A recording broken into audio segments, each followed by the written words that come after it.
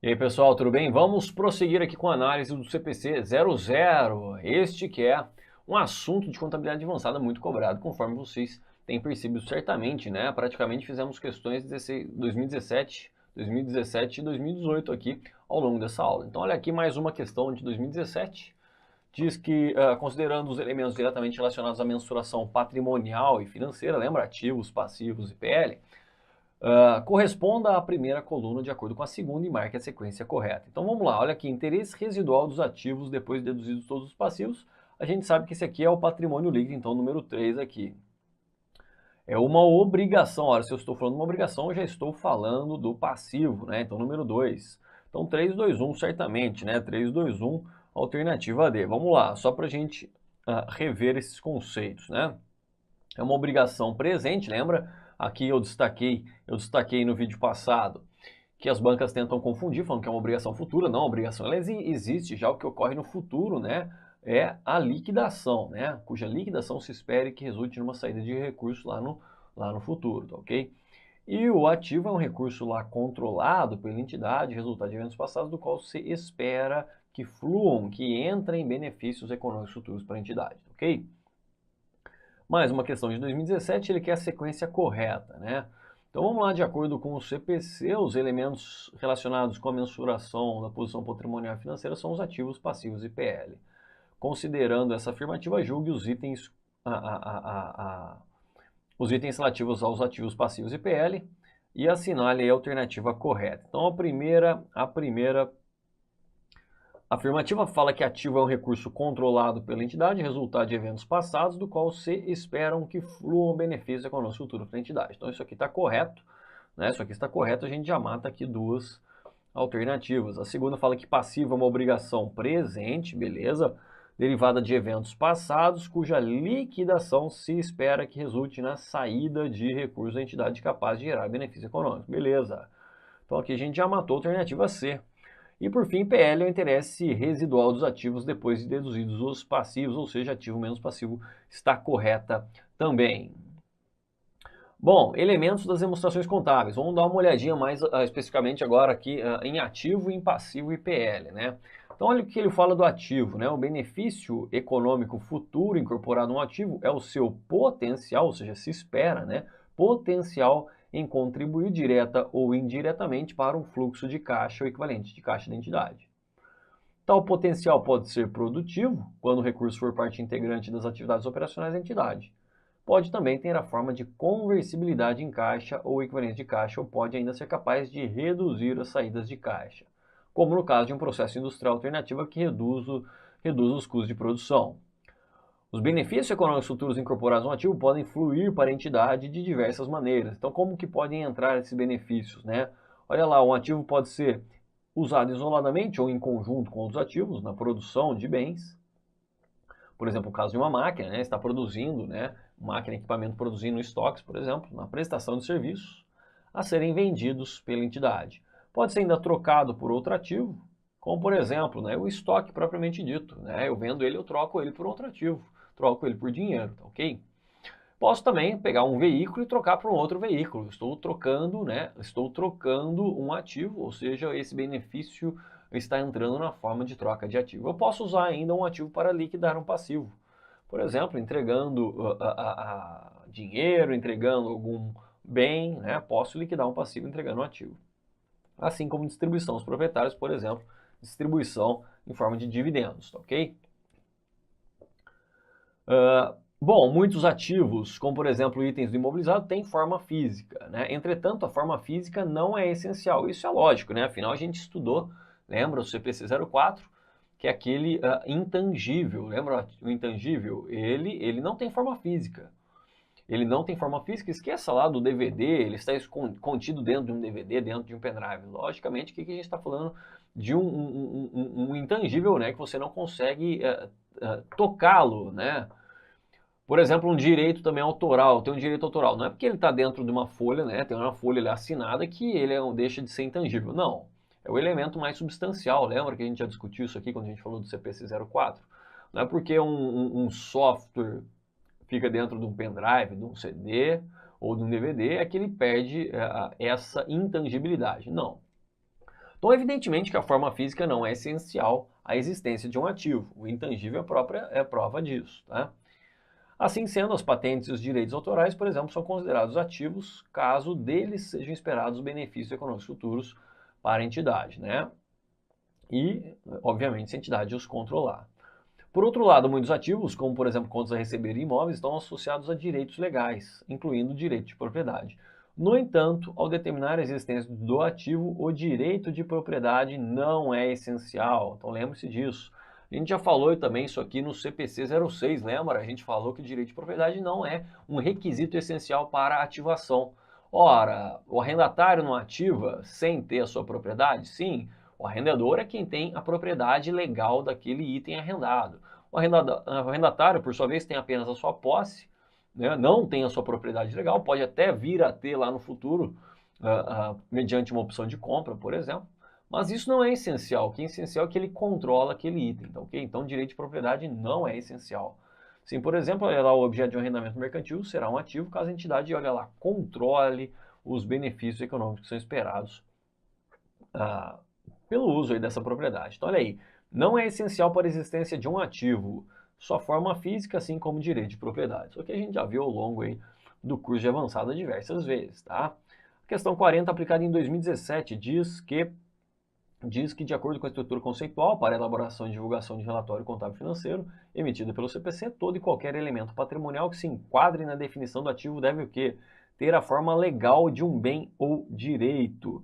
Ter a forma legal. A gente viu que não é algo, né? Não é, a forma legal não é algo absolutamente necessário.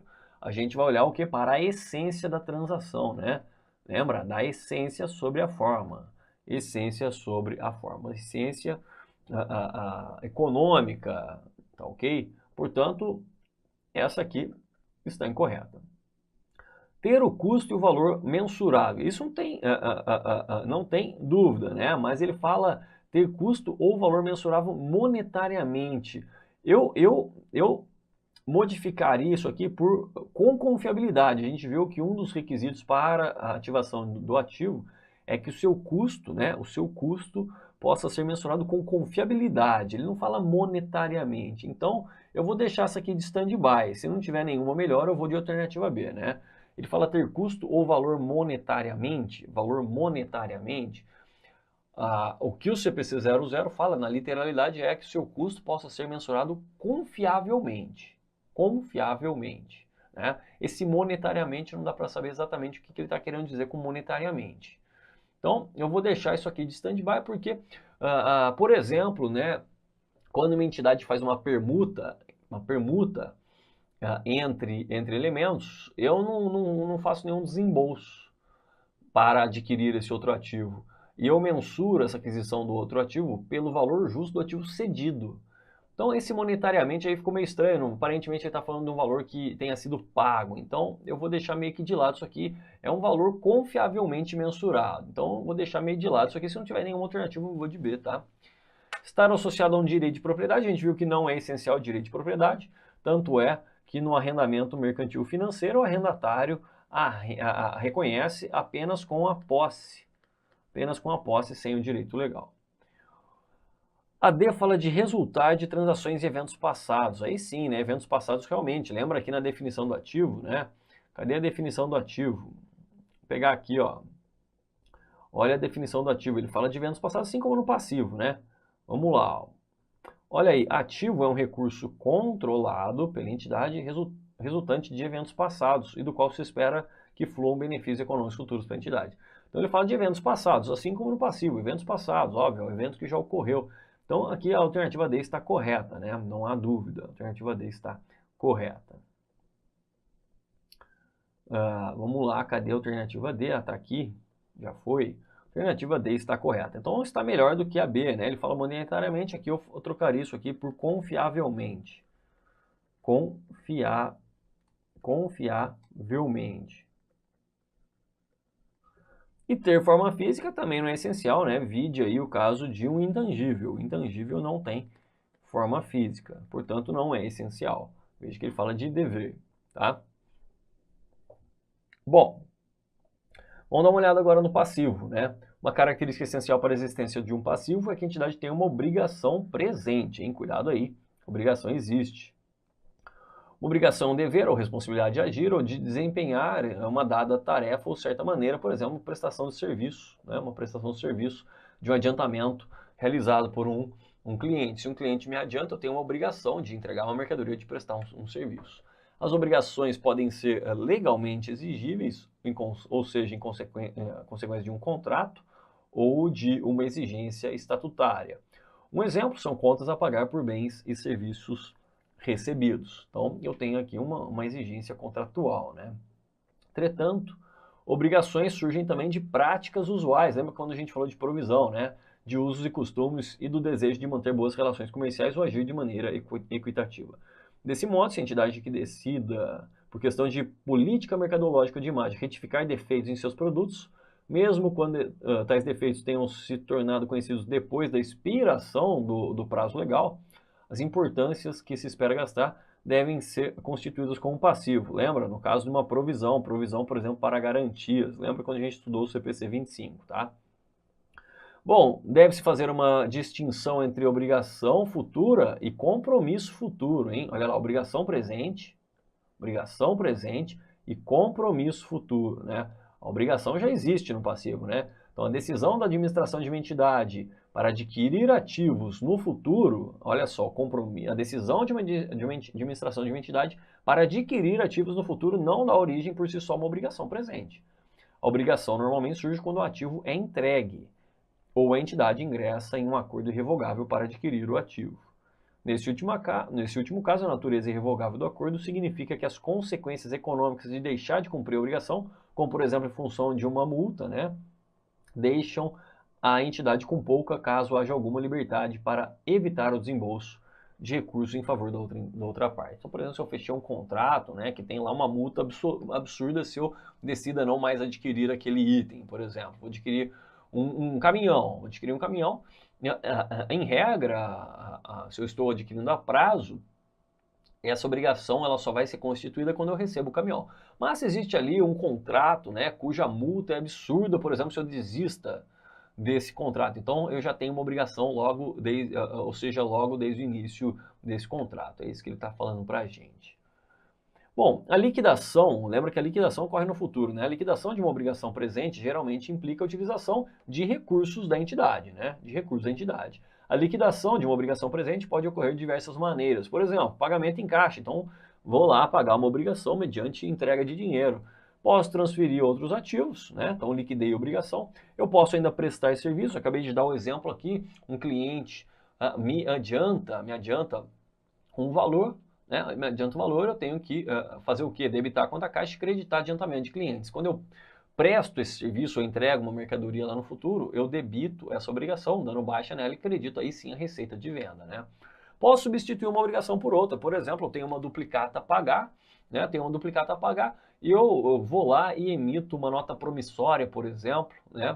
Para substituir essa dívida, eu tenho um empréstimo a pagar, eu refinancio esse empréstimo, ou seja, substituo uma obrigação por outra, tá ok? Conversão da obrigação ainda em item do patrimônio, por exemplo, o caso de debêntures, né? Eu emito uma debêntures para captar recursos, então essas debêntures estão lá no meu passivo, debêntures a pagar. Essas debêntures elas podem ser convertidas em ações, então seria o caso aqui, né? Conversão de uma obrigação em item do PL. E a obrigação também, olha aqui, pode ser extinta por outros meios, como a renúncia do credor ou perdas dos direitos. Então, por exemplo, eu tenho uma dívida com o fornecedor, eu estou na pindaíba, o cara ficou com dó de mim, né? Ficou com dó, estava na pindaíba. O cara falou, Igor, você não precisa mais me pagar. Pronto, liquidei a obrigação, sem saída de recursos. Ou ainda eu tenho uma dívida tributária, o ente público dormiu no ponto e a dívida ficou prescrita. Veja só, a dívida ela existe, mas o ente público não consegue mais me cobrar. Essa pretensão de cobrança, ela morreu. Portanto, eu não preciso mais pagar. Se eu pagar a dívida prescrita, o problema é meu, né? Não vou nem conseguir restituir esse valor pago porque eu quis pagar. A pretensão da cobrança ela já não existe mais, mas a dívida existia, né? Eu não preciso mais pagar, portanto, eu posso dar baixa nessa obrigação porque eu não preciso mais pagá-la, tá ok? Bom, passivos resultantes de transações ou outros eventos passados. aliás, passivos resulta de transações de outros eventos passados, é lógico, por exemplo, dia 31 de dezembro, né, estou analisando aqui o mês de dezembro, 31 de dezembro se configurou o fato gerador da despesa salarial referente a dezembro. Então eu vou lá, constituo um passivo resultante de eventos passados, qual seja o evento, os trabalhadores, né, prestaram serviços, né, mão de obra para a minha entidade. Então, resultam de eventos passados, assim, por exemplo, a aquisição de bens, o uso de serviços dão origens a contas a pagar, a não ser que pagos adiantadamente ou na entrega, ou seja, à vista, né, adiantadamente ou à vista. E o recebimento de empréstimo bancário resulta na obrigação de honrá-lo no vencimento.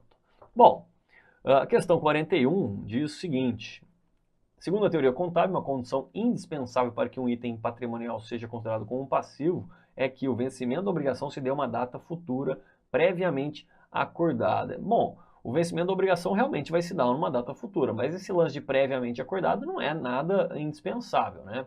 Não entendi exatamente esse previamente acordado entre as partes. Não há dúvida que o vencimento de uma obrigação se dará numa data futura, não há dúvida, né? Não há dúvida. Afinal, se fosse na data presente, seria um pagamento à vista, não teria a condição de passivo. Mas esse previamente acordado realmente não deu para entender aí. Não precisa ser previamente acordada. Tanto é que existe uma provisão, por exemplo. Não existe provisão passivo, né, de valor e prazos incertos. Não existe nada acordado entre as partes. Portanto, não é indispensável. B. O saldo, aliás, o devedor saiba que possui uma dívida e o credor tenha reconhecido esse direito a receber. Bom, não há dúvida que o devedor tem que saber que tem uma dívida para ele constituir um passivo, mas o credor não tem que saber que tem um direito a receber, né? Tem sentido, né? Tem sentido. Por exemplo, eu contratei um funcionário e ele não sabe que ele tem direito a 13º. Só por causa disso eu não vou constituir o meu passivo? Só porque ele não sabe? É indispensável ele saber? Não. Eu constituo esse passivo, férias a pagar, 13º a pagar, conforme vai passando os meses que esse trabalhador está prestando serviço à minha entidade. Então veja que o fato dele saber ou não tem nenhuma relevância, né? Valor da obrigação seja líquido e certo. Aqui cuidado, né? Cuidado, o CESP adora brincar com esse lance de líquido e certo. O valor da obrigação seja líquido e certo. Isso aqui é certo, é praticamente certo em todos os casos, mas existe uma exceção. Qual que é a exceção aqui de um passivo que a gente não tem uma obrigação líquida e certa, né? É o caso da provisão. A provisão, né? Olá, meus amigos, minhas amigas, e aí, gostou, curtiu o professor Igor Sintra? Top de linha, professor Igor Sintra, professor aqui da LA Concursos, o professor de contabilidade geral e contabilidade avançada. Quero fazer um convite muito especial. Primeiro, para você concluir a gravação dessa aula, você terminar essa videoaula, porque você assistiu apenas um pequeno pedaço da totalidade da aula. Eu quero dizer para vocês o seguinte, que nós aqui da LA Concursos, nós temos um super projeto de Cefaz Brasil, é isso mesmo. Todos os concursos de Secretaria de Estado de Fazenda, nós aqui da LA Concurso, nós estamos preparados para te atender. Então, olha só, essas aulas, o módulo completo de contabilidade geral e contabilidade avançada e algumas revisões encomendadas para o professor Igor Sintra, este módulo, mais as outras disciplinas do concurso de Cefaz. Professor, quais outras disciplinas? Português, matemática, os direito administrativo, constitucional, civil, se tiver, penal, qualquer direito que tiver, mais legislação específica, direito tributário e assim por diante. Nosso curso, qualquer curso de Cefaz Brasil, ele custa apenas 10 parcelas de R$60. 600 reais é o nosso curso.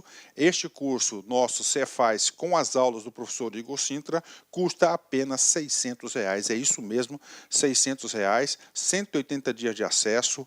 Você terá direito a todas essas videoaulas de direito, de todos os direitos, contabilidade, ou seja, o curso Cefaz completo, ponto a ponto, e mais legislação específica com nossa equipe de professores aqui da LA Concurso. Então, espero vocês. Tem um link aqui embaixo, clique nesse link que você vai lá diretamente na nossa página da Cefaz Carreira Fiscal aqui da LA Concurso. Espero vocês, um forte abraço, fique com Deus.